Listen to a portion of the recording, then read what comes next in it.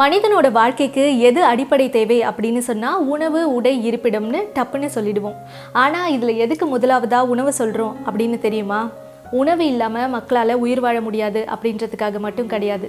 அது ஒரு ஃபீலிங். சிலருக்கு சாப்பாடுங்கிறது பசி நேரத்தில் வயிற்றை நிரப்புறதுக்கு பயன்படுற ஒரு பொருள்.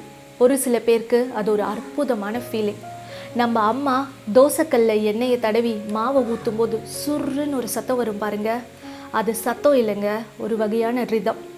ரோட்டில் பசி நேரத்தில் மத்தியானத்தில் நடந்து போகும்போது டங் டங்குன்னு பிரியாணி அண்டாவை தட்டும்போது ஒரு சத்தம் வரும் பாருங்க.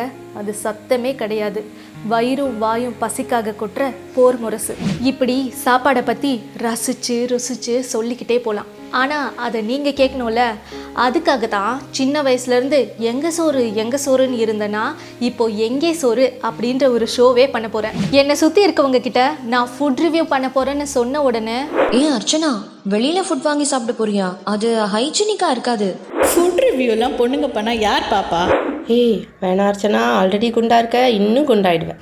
ஆனால் இது எல்லாத்தையும் தாண்டி நான் தைரியமாக ஃபுட் ரிவ்யூ பண்ண வந்திருக்கேன். ஏன் தெரியுமா? நீங்கள் சப்போர்ட் பண்ணுவீங்கன்ற ஒரே நம்பிக்கையில் தான். சப்போர்ட் பண்ணிடுங்க.